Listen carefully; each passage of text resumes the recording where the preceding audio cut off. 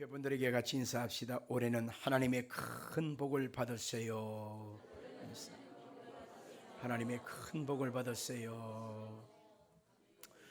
은혜 받으신 하나님 말씀은 구약 성경 열왕기하 7장 3절로 8절까지 보겠습니다. 열왕기하 7장 3절로 8절까지 하나님 말씀 같이 합독하겠습니다. 시작. 성문 어귀에 나병환 자 네 사람이 있더니 그 친구에게 서로 말하되 우리가 어찌하여 여기 앉아서 죽기를 기다리랴. 만일 우리가 성읍으로 가자고 말한다면 성읍에는 굶주림이 있으니 우리가 거기서 죽을 것이요 만일 우리가 여기서 머무르면 역시 우리가 죽을 것이라.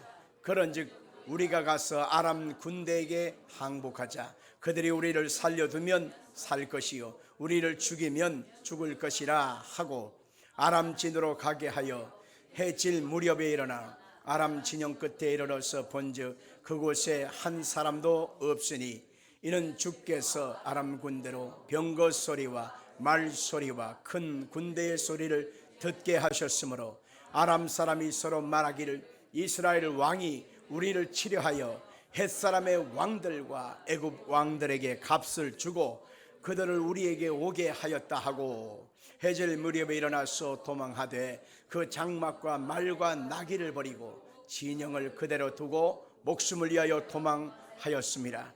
그 나병 환자들이 진영 끝에 이르자 한 장막에 들어가서 먹고 마시고 거기서 은과 금과 의복을 가지고 가서 감추고 다시 와서 다른 장막에 들어갔어도 가지고 가서 감추니라. 아멘. 오늘 이 본문을 통해서 희망이 오는 것을 아는가? 라고 하는 제목으로 말씀을 증거하겠습니다. 같이 합시다. 희망이 오는 것을 아는가? 저는 이 설 주간 예배를 나온 여러분들이 참으로 귀하게 하나님의 은총과 복을 받을 만하다라고 생각합니다. 여러분들에게 하나님의 은총이 가득하기를 주의 이름으로 축원합니다. 제가 어렸을 때는 이 설날이 되면 가슴이 뛰었습니다. 왜냐하면 설빔이라고 해서 참 옷 한 벌 새 것으로 얻어 입지요. 그 다음에 평상시 먹지 않고 있던 좋은 음식들, 설 명절 음식을 먹지요. 그 다음에 부모님과 우리 이웃 어른들에게 세배를 하면은 뭘 주지요? 오케이, 오늘도 예배 마치고 점심 식사한 뒤에 우리가 그걸 설 세배를 하고 나서 설 세뱃돈을 다 받을 것입니다. 이렇게 세뱃돈도 받지요, 좋은 음식도 먹지요, 새 옷도 입지요. 그러니 설 명절이 오기를 손꼽아 이렇게 기다렸습니다. 그런데 세월이 지나서 오늘 설 명절을 맞는 마음, 저는 전혀 설렘이 없습니다. 왜냐하면 나이를 먹어서 그런 것도 있을 수 있지만은 명절 기분이 나지 않는 성도들을 그들의 모습 때문이기도 하는 것입니다. 그 내용 중에 그 아들 둘이 있는데 하나는 집신장수가 있고 하나는 남학신장수가 있었다고 하지 않습니까? 한 엄마한테 두 아들이 직업이 각각 달라요. 비가 오면 남학신은 잘 팔리는데 집신은 안 팔려요. 그 다음에 날이 쨍쨍하면 집신은 잘 팔리는데 남학신은 안 팔립니다. 그러니까 비가 오든 날씨가 좋든 간에 항상 마음속 한켠에는 자식 걱정하는 그 엄마의 마음이 있지 않습니까? 그런 것처럼 이 설 명절을 기다리는 사람도 있거니와 설 명절이 괴롭고 이 기간이 빨리 좀 지나갔으면 왜 이렇게 꼬박꼬박 명절은 이렇게 다가오는지 마음에 괴로운 사람도 있다, 그 얘기죠. 그래서 어려운 때를 살아가는 성도들을 보면 마음 한구석이 점이 오는 것을 늘 느낍니다. 성도들을 이렇게 대하면 항상 이렇게 말을 하지요. 제가요 먹어도 먹는 게 아니에요. 제가 살아도요 살아있는 것 같지도 않아요. 내 정신이 아닙니다. 이 한마디 속에 그의 마음과 그의 형편이 다 담겨 있지 않겠어요? 이렇듯 오늘날 이 시대를 살아가는 성도들의 마음속에는 희망보다 절망이라고 하는 단어가 더 가까이 와 있습니다. 희망이라고 하는 이 기쁨의 단어가 뭐예요? 희망, 그 단어는 발알희와 발알망이라고 하는 한자어를 썼습니다. 그래서 앞일이 생각하는 대로 잘 되기를 바라는 마음, 이게 바로 희망이라는 거지요. 그러나 바라고 생각하고 꿈꾼 대로 인생이 됩니까? 내가 지금 살아가는 시대는 희망을 마음껏 펼칠 수 있는 그런 시대 속에 우리가 살아가고 있느냐라고 하는 것입니다. 희망이 나오는 단어 앞에 가슴이 뛰지 않는 이유가 뭐예요? 그것은 물가는 계속 올라가는데 내 수입은 점점 줄어들기 때문에 그렇습니다. 각 나라의 전쟁 소식들이, 불안한 소식들이 다가오기 때문에 그렇습니다. 정치인들의 분탕질을 통해서 자기들의 앞가림, 자기들의 손익 계산만 따지는 것을 보면서 실상은 피부에 와 닿지 않는 저들의 외침과 이념을 보면서 솔직히 말하면 실망스러운 마음이 얼마나 드는지 모르겠습니다. 이런 수많은 상황을 통해서 우리는 희망이라고 하는 것을 간절히 원하지만은 절망이라고 하는 단어가 점점 우리에게 다가오는 것을 느끼게 되는 것입니다. 어디에 희망이 있을까요? 어디에서 희망을 찾을 수 있을까요? 여러분, 우리는 희망의 처소가 있음을 알 수 있습니다. 그 희망의 처소가 어디냐? 곧 나를 죄와 사망에서 건져주신 예수 그리스도 안에 희망이 있다라고 하는 것입니다. 고난 중에서도 우리가 예수 안에 있고 예수님이 내 안에 있으면 우리는 내 현실과 내 상황이 좋은 조건, 상황의 변화가 있어서 희망이 아니라 아무리 절망과 상황이 캄캄함이 다가와도 예수님이 내 안에 있기 때문에 우리는 희망을 꿈꿀 수가 있다라고 하는 것입니다. 희망이 어디서 올까요? 희망은 하늘에서부터 온다라고 하는 사실을 알 수 있습니다. 같이 봅시다. 희망은 하늘에서부터 온다. 아멘. 희망은 바로 하늘에서 온다고 하는 사실을 오늘 본문을 통해서 알 수 있습니다. 오늘 보면 열왕기 하 7장을 보면 이스라엘이라고 하는 나라에 큰 위기가 닥쳤습니다. 그 위기가 바로 뭐냐면 이웃 나라였던 아람이라고 하는 대국 수리아입니다. 그 대국이 어마어마한 군대를 모아가지고 지금 이스라엘이 있는 사마리아 성을 겹겹이 에워쌉니다. 옛날에는 다 그렇게 공성전을 했습니다. 성을 에워싸고 있다가 성 안에 있는 물이 다 떨어지고 먹을 것이 다 떨어지면 굶어 죽게 되잖아요. 그때 두 손 두 발 다 들고 항복하면 그냥 무혈 입성하는 것이 옛날 전쟁 방식이었습니다. 그러니 이 성을 에워싼 지가 하루도 아니고 일주일도 아니고 한 달이 되어지니까 그 성 안에 있던 모든 먹을 것이 다 떨어지고 말았습니다. 하다못해 지금 어떤 지경까지 빠졌냐면 이스라엘 백성들은 부정타여 절대로 먹지 않는 것이 여러 가지가 있는데 그 중에 하나가 당나귀 머리입니다. 이 대가리, 이 머리보다 대가리, 이게 좀 표현이 좀 괜찮네. 안 먹어요. 부정하다고 해서. 근데 그 당나귀 머리도 하나도 엄청난 값에 팔리는데 우리 돈으로 지금 환산하면 2천만 원 정도 팔립니다. 다리도 아니고 앞다리도 아니고 안심 등심도 아니고 머리 하나에 2천만 원 정도, 우리 돈으로 환산하면. 그 다음에 절대로 먹을 수도 없는 것인데 비둘기가 싸놓은 똥도 그것을 값을 주고 사고 파는 그런 시대가 되고 말았습니다. 근데 더 나아가서 이제 먹을 것이 없으니까 어떤 일을 벌이냐면 어마어마한 일을 벌이고 마는 것입니다. 어느 날 왕궁의 뜰을 거니고 있는데 어떤 여자가 달려오는 것입니다. 달려와 가지고는 왕이여 판단하소서 소리를 지르는 거예요. 무슨 소리요? 하니까 사연을 얘기하는 것입니다. 먹을 것이 없어 가지고요, 굶기를 밥 먹다 하시다가 어쩔 수 없이 옆집 사람하고 서로 우리가 딜을 했습니다. 그래가지고는 우리가 먹을 것이 없으니까 그래도 우리가 살아야 되니까 이 방법 취하자. 그래갖고 옆집 사람하고 가위바위보를 했어요. 제비 뽑았습니다. 그래서 오늘은 네 자식 먹고 내일은 네 자식 먹자. 그래갖고 서로 자식을 잡아먹기로 한 거예요. 이게 상식적으로 말이 안 되는 얘기지 않습니까? 근데 현실적으로 일어난 것입니다. 그래가지고 어저께는 자식을 먹었어요. 근데 오늘은 네 자식 먹자 하고 가니까는 자식을 뒤로 감춰놓고 안 내놓는 것입니다. 어디 갔냐? 모른다는 거예요. 그래가지고 옥신각신하다가 지금 왕한테 쫓아와서 이런 일이 벌어졌는데 판결해 주시오. 그러니 왕이 이거 기가 막힐 노릇이거든요. 그래서 왕의 마음속에 어떤 마음이 드냐면 하나님이 우리를 버린 거 아니냐? 그러므로 하나님 믿을 이유가 어디 있냐? 그리고 선지자인 엘리사는 어디 있냐? 엘리사 선지자가 있는데 왜 우리에게 이런 비참한 참극이 벌어지느냐? 엘리사의 목을 잘라서 가지고 오라. 사람들을 보냈습니다. 엘리사 선지자는 하나님의 종이잖아요. 깊이 기도하는 사람인데 자기를 잡으려고 사람들이 온 것을 알고 엘리사가 사람들에게 나가서 이렇게 말합니다. 하나님께서 하늘문을 여셔서 내일 이맘때가 되면 곡식이 지천에 널릴 것이다. 그렇게 선언해 준 것입니다. 성경 한번 찾아보겠습니다. 열왕기하 7장 1절 같이 보겠습니다. 엘리사가 이르되 여호와의 말씀을 들을지어다.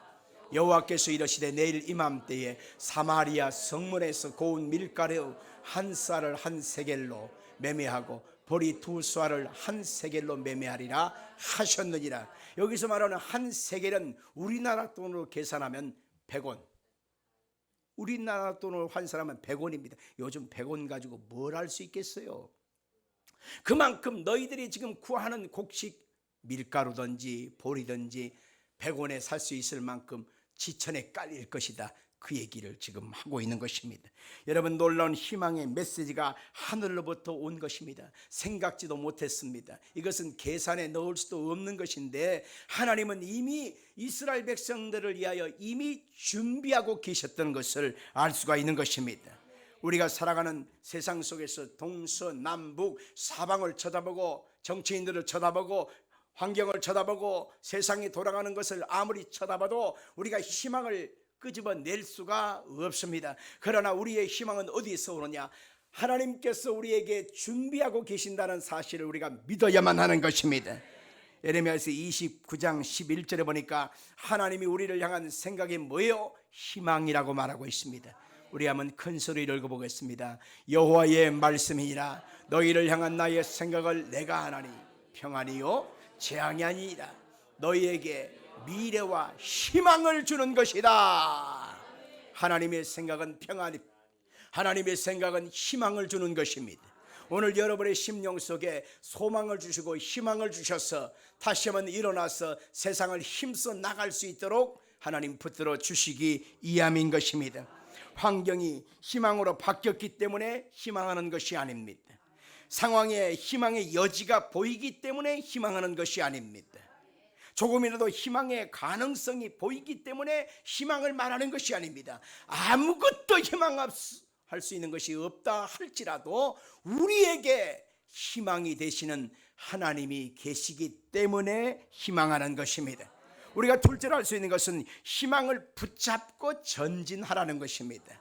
같이 봅시다. 희망을 붙잡고 전진하라. 절망적인 상황에서 희망이 없는데요, 뭘 붙잡으라는 것입니까?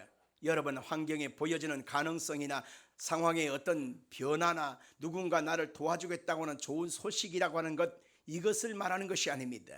여기서 말하는 희망을 붙잡는 것, 그 근원은 곧 하나님의 말씀이기 때문에 그렇습니다.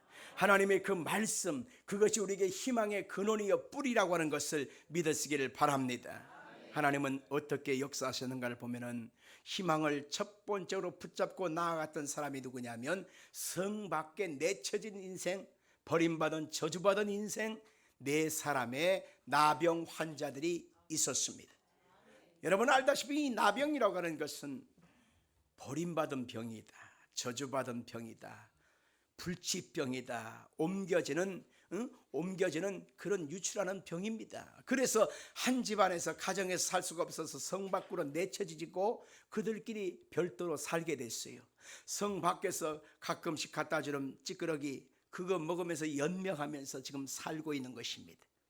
그런데 어느 날부터 음식이 끊어진 것입니다. 왜 그러냐? 그러니까 성 안에 그 아람 군대로 인하여 먹을 것이 다 떨어졌다는 것입니다. 이제 굶기를 밥 먹듯이 하다가 자 이렇게 굶어 죽게 되는데 어디로 할까? 어떻게 할까? 그들의 마음속에 그러면 성 안에 들어가서 하소연을 해보자 했지만 성 안에 가봤자 거기도 역시 죽을 지경 아닙니까?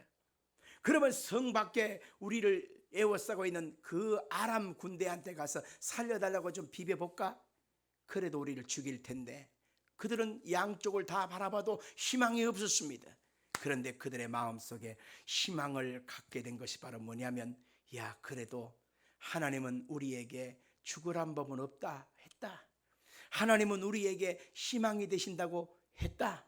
하나님은 우리에게 살 길을 예비하신다고 했다.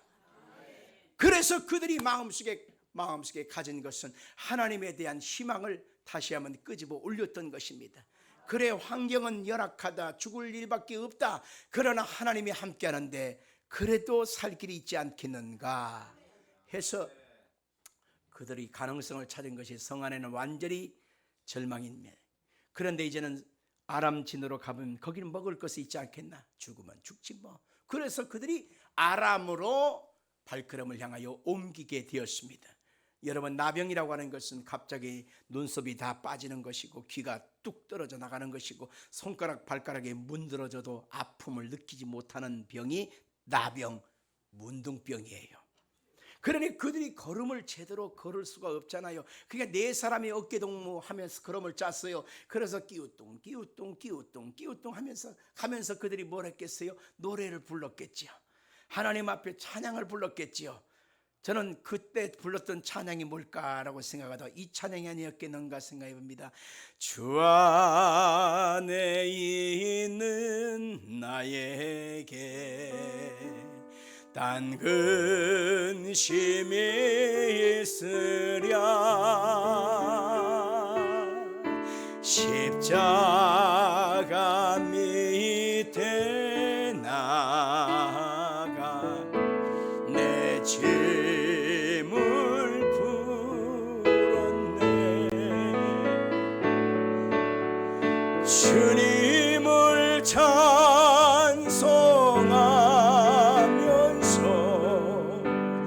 할렐루야 할렐루야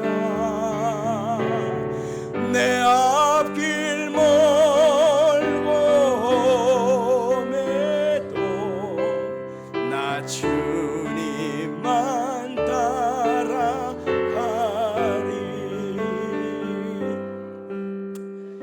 뭐 다를 수도 있겠죠. 그러나 그 찬송 속에 그들은 힘이 됐고 용기가 되었던 거지요.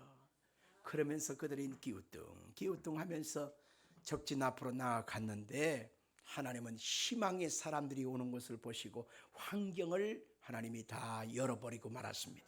이게 중요한 과정이에요.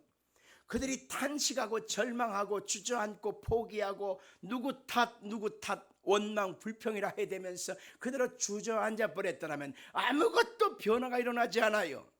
근데 그 사람들이 하나님의 말씀을 기억하고 말씀을 붙잡고 일어서서 찬송하면서 희망을 향하여 나아갔단 말입니다.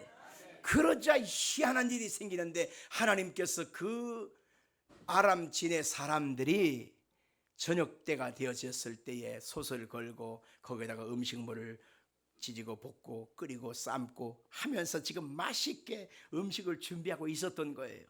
그런데 갑자기 저벅 걸어오는 소리가 들립니다. 그리고 노래 소리가 들리는데 그 노래 소리가 엄청난 군대의 소리로 그들이 착각하게 했어요. 그들이 말합니다. 야, 이스라엘 왕이 우리를 이길 수가 없음을 보고 햇사람과 애굽 사람한테 원병을 구하여서 연합해서 쳐들어오는구나. 저 대군을 우리가 이길 수 없구나. 큰일 났다 해서 그들이 솥을 걸어놓고 음식을 만들어 놓은 채 병장기를 다 놔두고 금은 보화도 다 놔두고 맨몸뚱이로 그냥 36개로 도망가고 말았던 것입니다. 그 나병 환자 네 사람이 적진에 와 보니까 음식은 맛있게 끓여져 있는데 아무도 없는 것입니다. 보물은 그대로 남았는데 아무도 없는 것입니다. 병장기는 그대로 남았는데 아무도 없는 것입니다. 이야, 이거 어찌 된 일인가? 어디로 갔는가? 일단은 먹고 보자. 그들이 털썩 주저앉아서 거기서 맛있는 음식을 다 배불리 실컷 먹고 그리고 텐트를 들여다보니까 거기에 보물이 잔뜩 있고 병장기가 잔뜩 있는 거예요. 그래서 주머니에 잔뜩 집어넣고 살 것 같다 이러고 있는데 그들 중에 한 사람이 아니 이렇게 있으면 선하지 못하지. 성 안에 있는 나의 동족 가족들은 저게 굶어 죽어가는데 이것을 우리가 차지했다고 얻었다고 말해야지. 그러고 나서 곡식 먹을 것을 다 주머니 넣고 그들이 낑낑낑거리면서 성 안에 들어가서 말을 했습니다. 우리가 아람진에 가서 이차 저차 해서 보니까 이렇게 도망가 버리고 음식은 잔뜩 있더라. 그러니 얼른 가서 가져오자. 사실이냐? 사실이라니까. 이게 샘플이에요. 그래서 수레를 갖고 가서 잔뜩 실어서 갖고 오게 되었단 말입니다. 그 말 그 예언 그대로 어제 저녁에 엘리야 선지자가 선포했잖아요. 하나님께서 하늘의 문을 여셔서 곡식을 이와 같이 주실 것이다. 할렐루야. 자, 여기에서 우리 한번 문제를 풀어가는 순서를 볼 수 있어야 하는 것입니다. 사방에는 캄캄합니다. 절망이 가득합니다. 어디서부터 손대야 될 수 없는 상황에 처하고 말았습니다. 어떻게 해야 될까요? 주저앉아 버릴까요? 포기할까요? 그냥 자포자기 해버려요? 될 대로 될 테라 이렇게 너부러져 말아야 합니까? 여러분, 그것은 하나님의 사람이 하는 방법이 아닙니다. 하나님의 사람은 여기에서 할 방법은 뭐냐면 말씀을 붙잡아야 돼요. 하나님의 그 말씀은 살았고 운동력이 있어 좌우에 어떤 날선 옛선 검보다 예리하여 혼과 영과 관절과 골수를 찔러 쪼갠다고 말하고 있습니다. 하나님의 그 말씀은 천지와 만물을 창조하셨습니다. 말씀이 육신이 되어 우리 가운데 거하신 그분이 예수님인데 예수님을 내 마음에 믿고 의지하는 자에게 하나님의 그 말씀 속에 역사하는 것과 같은 효력이 나타나는 것입니다. 그래서 예수님이 말씀 한마디로 풍랑을 잠잠시켰듯이 그 말씀이 우리의 인생을 변화시키고 마는 것입니다. 말씀 한마디에 귀신이 떠나간 것처럼 우리 하나님의 말씀 그 자체가 우리 인생을 바꾸게 되는 것입니다. 사람은 바꿀 수 있어요. 세상의 유행은 바꿔집니다. 변화가 됩니다. 그러나 우리 하나님 말씀은 저 하늘이 무너지고 이 땅이 꺼져도 1.1획도 바꾸지 않고 변하지 않고 반드시 이루어지는 역사가 있게 되는 것이지요. 할 수 있거든이 무슨 말이냐? 믿는 자에게 능치 못할 일이 없느니라. 하나님의 그 말씀을 붙들고 나갔던 이 네 사람의 나병 환자에게 하나님이 희망을 맛볼 수 있게 해 주신 것입니다. 희망은 어디에서 올까요? 하나님에게서 오는 것입니다. 희망은 어디에서 오나요? 하나님의 말씀에서 오는 것입니다. 그래서 우리는 환경과 상황의 처지의 변화를 보면서 탄식만 할 것이 아니라 하나님의 그 말씀을 확 붙잡는 거예요. 하나님의 그 말씀을 붙잡고 나아가면 하나님의 기적이 우리의 인생과 삶의 변화로 다가오는 것입니다. 어떤 성도가 20대 청춘이 됐는데 갑자기 몸이 이상했습니다. 병원에 가서 CT, MRI를 정밀 검사를 했는데 희한한 병이 들었는데 그게 바로 악성 임파종 4기 진단을 받았습니다. 무릎에 통증을 느낍니다. 온 몸이 아파요. 그래서 정밀 진단해 보니까 당신의 뼈가 암이 퍼져가지고 지금 당신이 죽어가고 있습니다 라고 하는 것입니다. 항암 치료를 시작했는데 너무너무 고통스럽습니다. 백혈구 수치가 거의 0에 가깝습니다. 혈소판 수치도 거의 크게 미달되어서 많은 어려움을 겪습니다. 치료가 진척되지 않습니다. 가슴을 찢고 3cm가 넘는 주사 바늘을 찍어서 그래서 항암 치료를 하고 있지만 매일매일이 괴로워서 견딜 수가 없습니다. 항암 치료 받아본 분 가족들이 있는 분은 알겠지만은 그 항암 치료하는 동안에 메스꺼 와서 음식이 들어가질 않습니다. 죽을 지경입니다. 그러다가 마음속에 괴로웠어요. 내가 이렇게 죽는가 보다 생각하니까 죽음을 받아들이기에는 내 나이가 20대이기 때문에 너무 젊어요. 내가 이 나이에 죽겠다는 것 이건 너무 고통이다. 이건 너무 안 된다. 그래서 마음속에 생각한 것이 하나님을 찾자. 그래서 그가 오살리 금식 기도원에 갔습니다. 거기에서 금식 장기간 할 수가 없으니까 3일 금식부터 시작했습니다. 3일 금식하는 동안에 매번 들려지는 하나님의 말씀을 붙들고 아멘! 아멘! 나를 치료해 주옵소서. 나를 불쌍히 여겨달라고 하나님께 몸부림쳐 기도하는데 얼마나 괴로운지요. 근데 하나님이 3일째 되어지는 때 목사님이 오셔가지고 꿈속에 머리에다가 안수를 해주더래요. 그리고 아픈 데가 어디냐 물어보시면서 여기 아파요, 저거 아파요. 만진 다 아픈 데를 만져주더라는 거예요. 꿈속에. 꿈을 꿰고 나니까 너무 좋은 거야. 아, 주님이 목사님을 통해서 오셨구나, 그런 마음이 들었습니다. 그래가지고는 거기서 조금 더 가료를 하다가 21일 기도회를 거기서 마쳤어요. 그리고 내려와서 다시 병원에 가서 사진을 찍고 정밀 검사를 했는데 희한한 일이 생겼습니다. 어디 갔지? 의사가 찾는 거예요. 그 병균, 암덩어리에 그 세균들이 어디 갔지? 싹 태워지고 싹 없어지고 나았더라는 것입니다. 우리가 어려움을 당하면 어려움 자체밖에 보지를 못합니다. 문제 자체밖에 못 봅니다. 절망밖에 못 봅니다.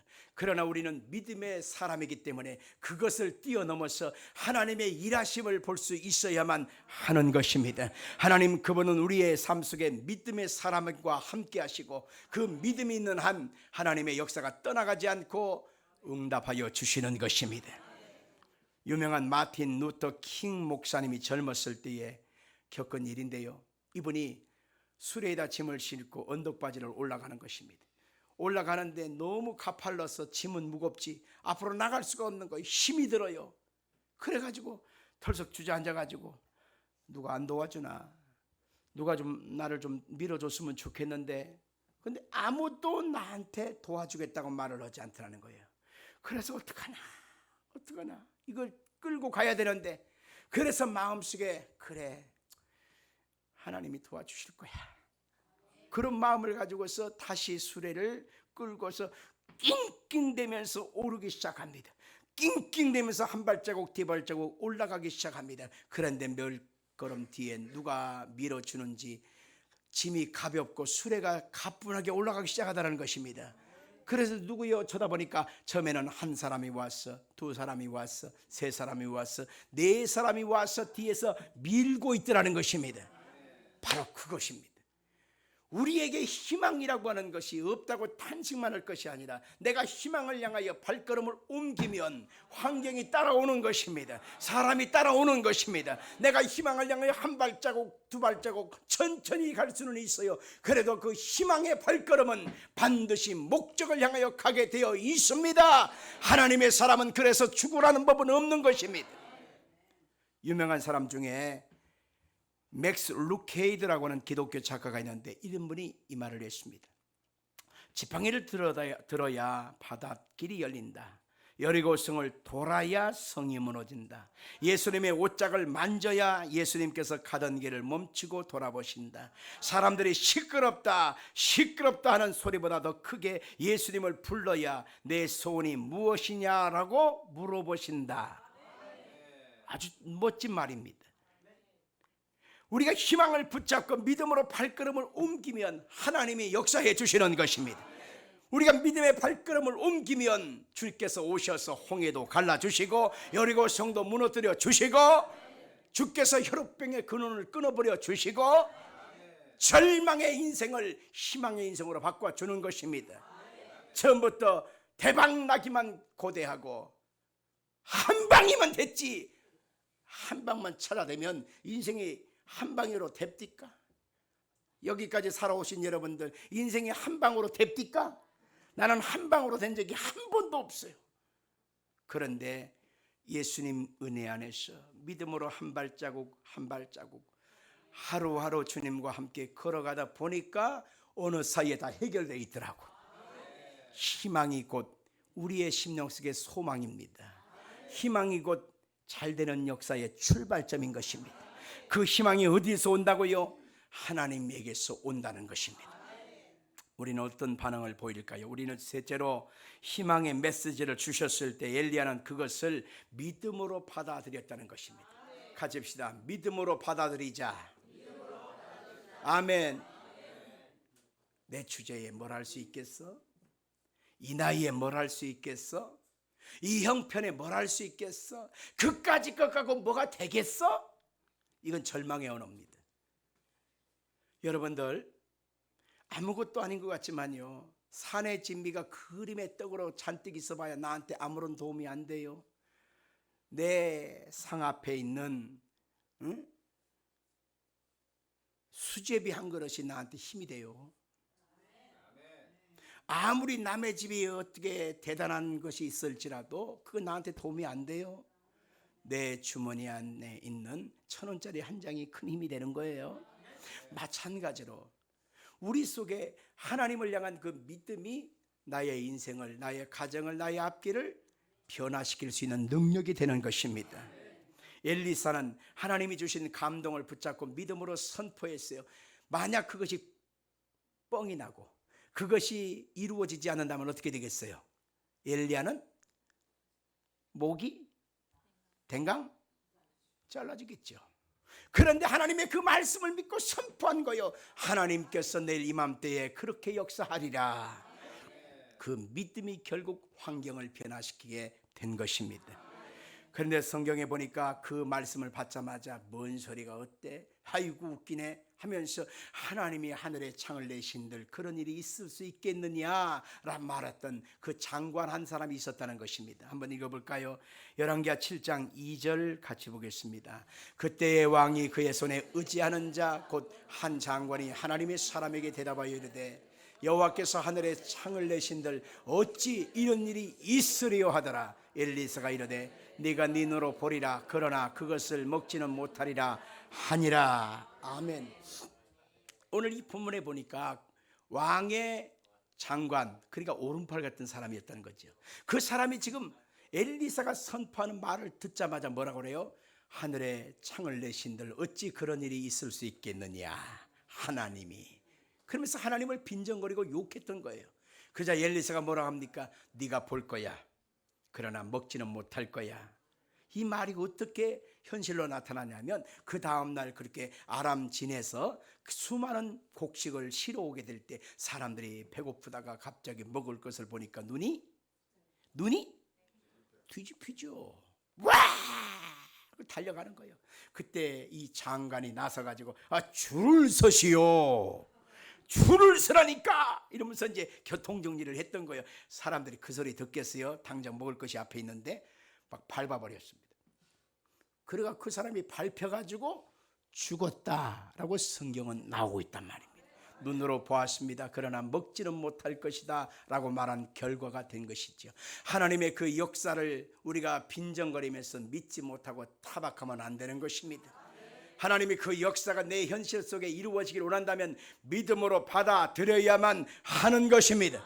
하나님 그분은 우리의 인생과 삶을 주장하고 계십니다. 불가능을 가능케 하실 수 있습니다. 없는 것을 있는 것까지 부를 수 있는 것입니다. 죽은 자를 살리십니다. 불치병을 고쳐주시는 것입니다. 아멘 할까요? 여러분 중에 혹시 끌어당김의 법칙이라고 들어보셨나요? 끌어당김의 법칙. 어떤 바람이나 대상에 대해서 생각하면 그 일이 실제로 일어날 가능성이 높아진다라고 하는 말입니다. 론다 번이라고 하는 사람이 지은 책인 시크릿이라고 하는 이 책 안에 나오는 내용입니다. 그 내용 속에는 바라보면 이루어진다라고 하는 긍정적인 생각의 중요성을 얘기하고 있습니다. 이 시크릿은 46개국의 언어로 번역되어서 1900만 부 이상 팔려나갔다고 합니다. 그래서 시크릿 열풍이라고 하는 열풍도 불기도 했습니다.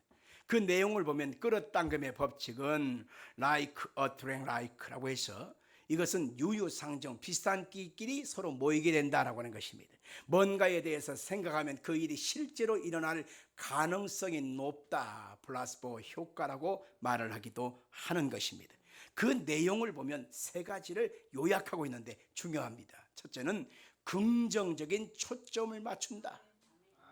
불가능, 부정적인 생각은 씻어버리라는 거예요.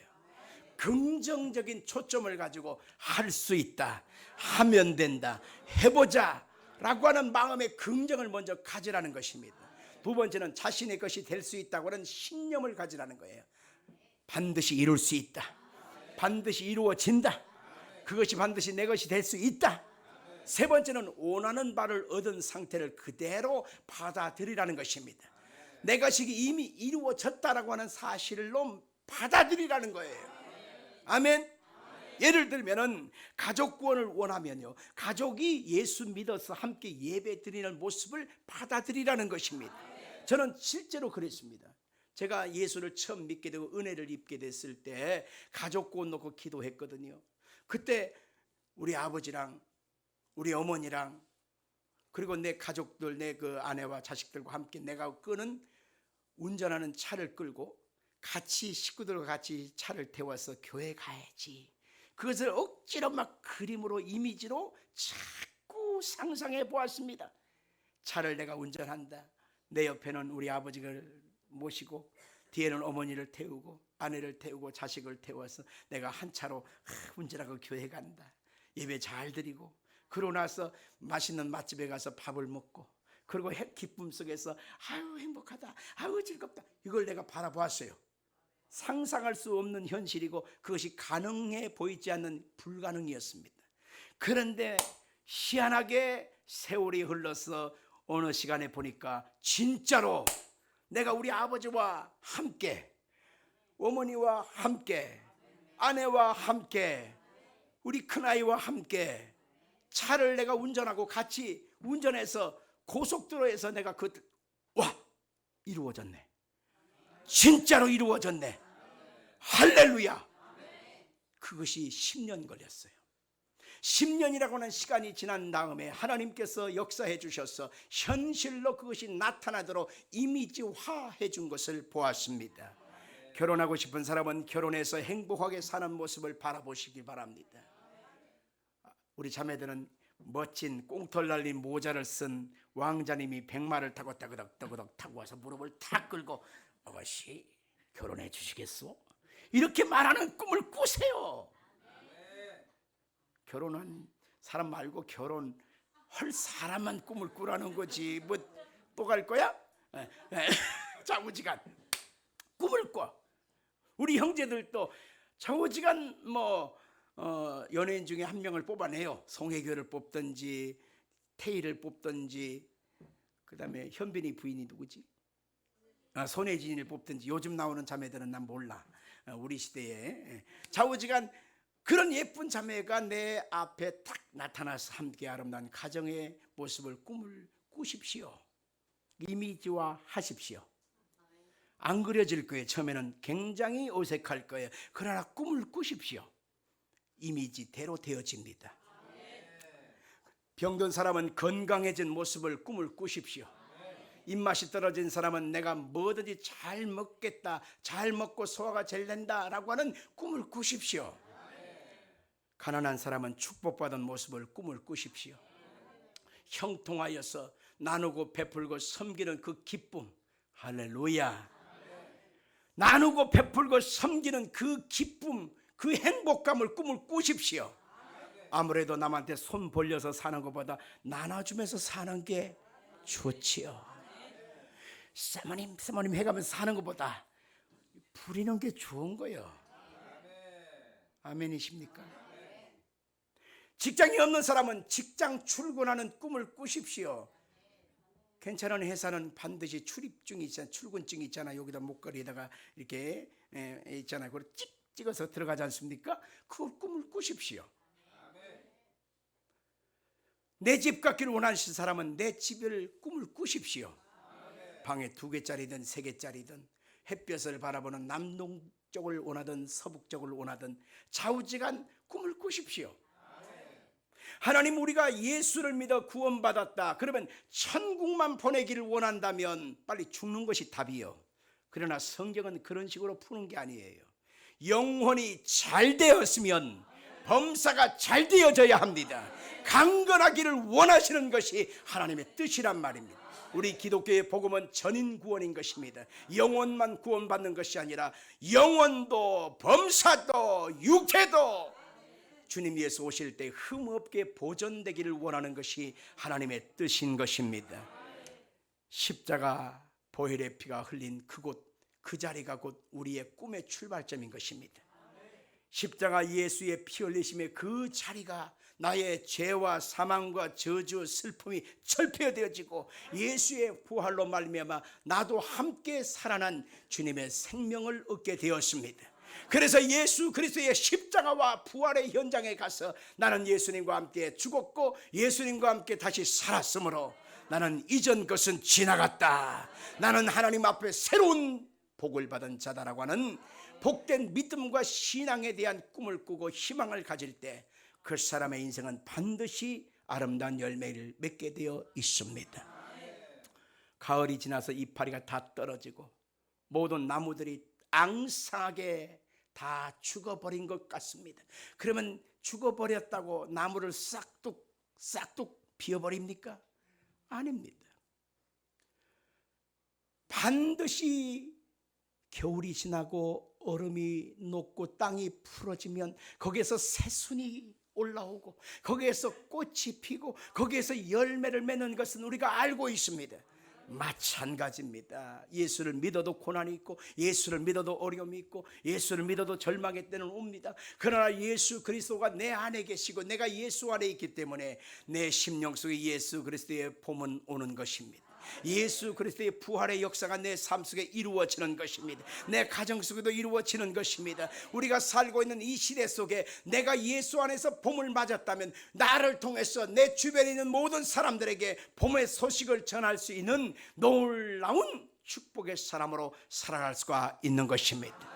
희망이 어디서 올까요? 예수 그리스도에게서 오는 것입니다. 희망이 어디에서 올까요? 십자가에 죽었다가 부활하심을 통해서 우리 가운데 알려주신 기쁨의 소식인 것입니다. 주님과 함께 하고 있습니까? 그러면 여러분 희망의 사람이 이미 된 것입니다. 잘 될 일만 남았습니다. 내일은 오늘보다 더 좋아질 것이고 다음 주는 이번 주보다 좋아질 것입니다. 다음 달은 이번 달보다 좋아질 것입니다.